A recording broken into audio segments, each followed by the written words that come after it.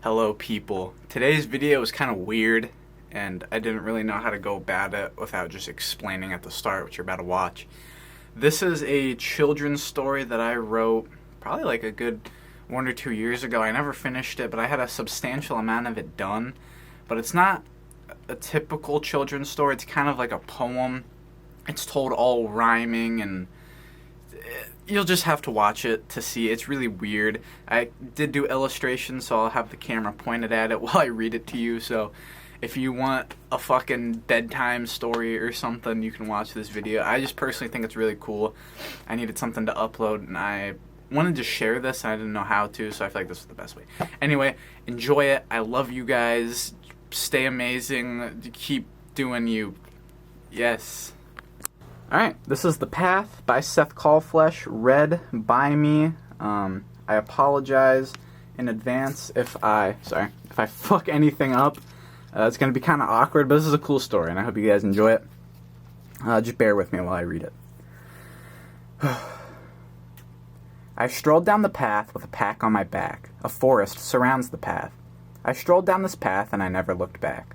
Along my stroll there came a troll, with an ugly face and an even uglier mole. I smell you have scraps. I'm willing to slash and scratch for a taste of their saps. I smiled and laughed, then looked ahead of the path. I shall propose you a bargain I am excited to ask. Inside my pack, iron for scrap, and scraps to eat before naps. I reached to my back and rummaged through my pack, until I found the iron intended for scrap. A boom like thunder sends the birds flying away. Now no more troll to stand in my way. I painted the path, now I am on my way to a future not bothered with yesterday. Part 2. Step after step, that's all it takes to travel miles without break. I stopped to rest, panting, out of breath. I took a swig of water and placed my hand on my chest. My heart like a drum beating me along. The birds joined in, singing sweet songs. The sun shone bright. I travel at night, but today I needed light. I was low on food, so what I had to do was simply find a critter I could turn to stew. I retrieved my iron, put my water in its place, and headed in the trees for my dinner today. I spotted a deer, but the thing ran away. I was struggling to find adequate prey. I looked to the sky when something caught my eye. It looked like a bird falling from the sky. An object lands in front of me. I stop in my place. It is in fact a dead bird. What a lucky break! I pick my meal up and begin to head away when I hear a noise I couldn't place.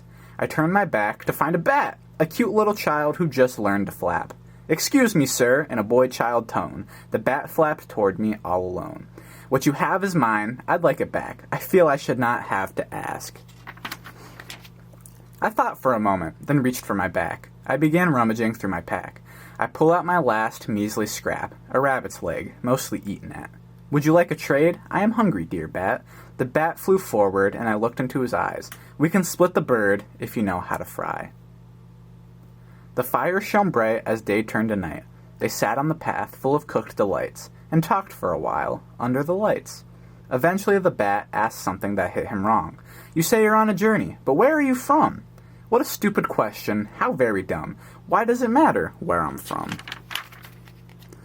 "I would like to know who you are and what drives you on your quest. I shall not give you thought to your questions, friend. I do not speak of where I've been." "That's stupid and dumb. You are no fun." The man stood up, anger in his eyes. The bat was scared once he realized. "I am angry with you. Please go away. But may I return another day?"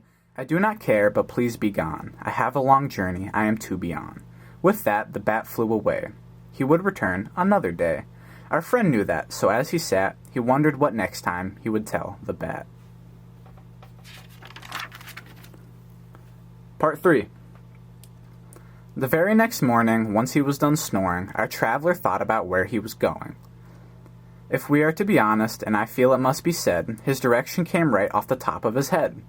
The wood that surrounded him were deep and far. One could only travel on foot to reach Navarre, a city from dreams told by kings and queens, but a land no commoner had ever seen.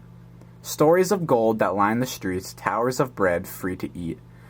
The strongest of men rode, groomed, trained horses. The children could eat 5 large courses. Women so lovely every eye would see. Navarre was the land of dreams. What a shame it would be if all he got to see were trees and dirt, but no city. It still would be better than home, he admitted to himself. Oh, how he dreamed of a life with wealth. So, Navarre seemed somewhere better than any to search for a pretty penny. If tales were true, he knew what to do. Look to the stars and find the boot. The tip of the soul shines a soul. The first king of Navarre, millennia old.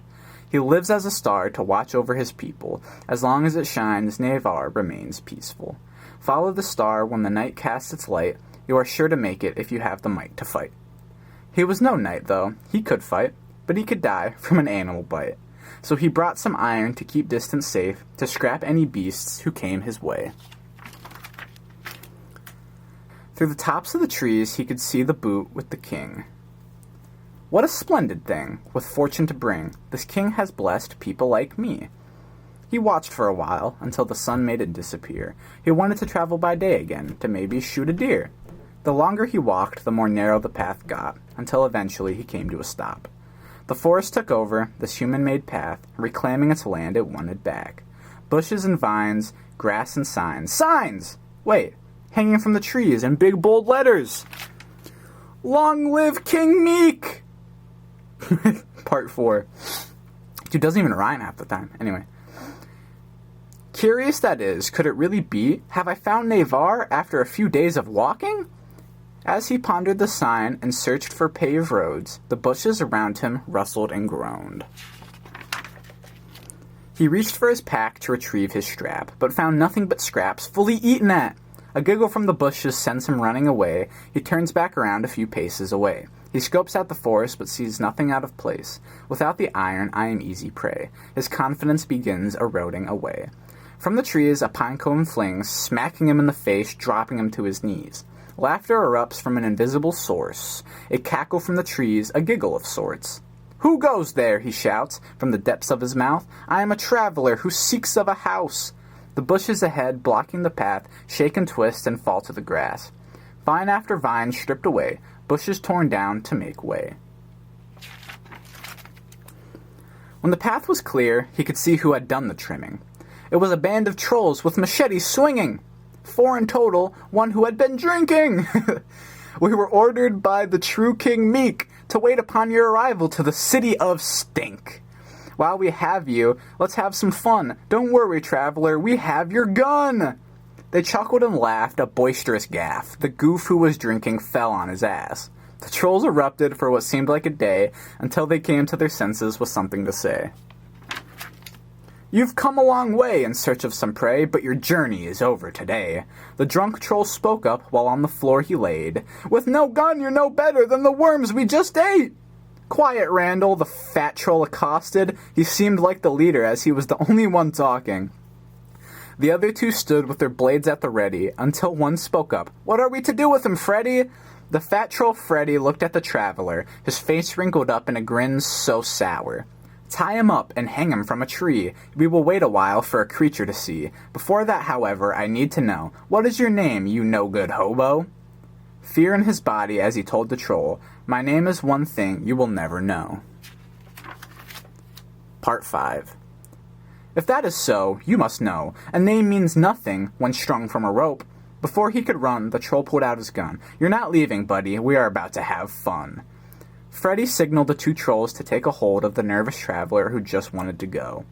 When he tried to resist, he got a smack on the head. They laid him down on the path's grass bed. They retrieved a few vines from the clearing of the path. They tied his legs and his arms around his back.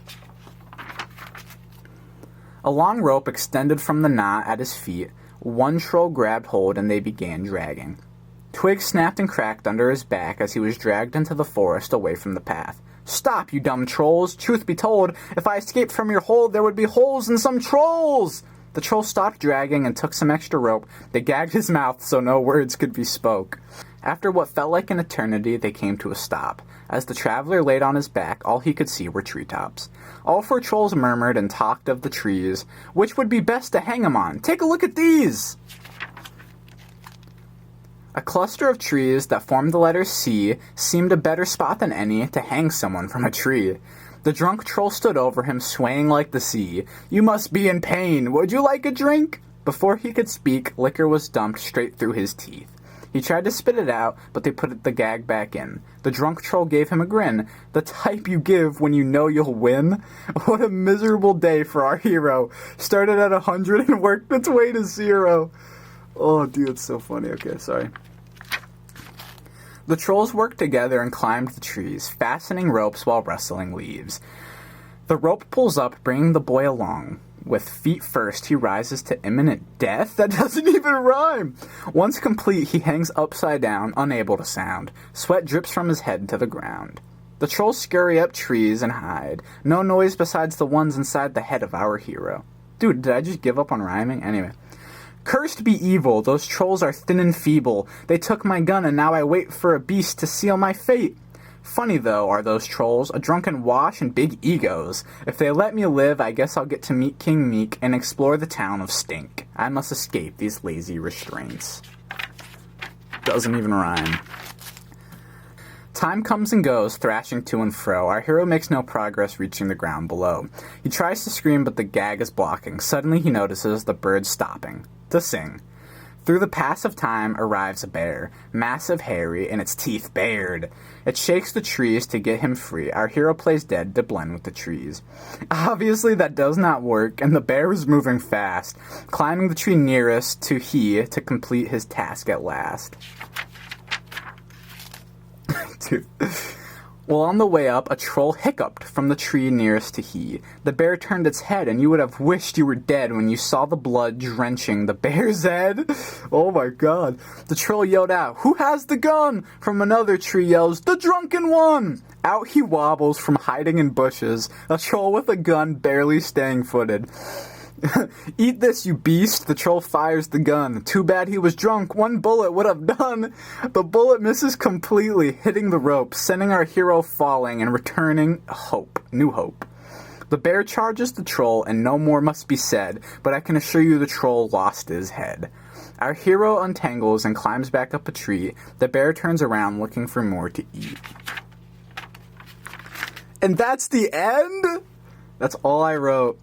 That's insane. The Path, ladies and gentlemen. I'll probably finish it. I really enjoy that, and it was good fun. I was reading that with you guys halfway through, because I'd only read half before I started making this. So that was good fun. That was a lot of fun. Here, let me turn the camera around. Oh. Shit. Hey guys. Before I go, thanks for watching. I have been fucking struggling to make big production videos, so I'm gonna do small stuff for a while, because it's fun. I'm gonna do a little more shitpost. Maybe I'll do some poetry, I don't know. But I hope you're enjoying these fun little small videos. I have fun making them. And I love you guys. Goodbye, and look out for trolls on your walk.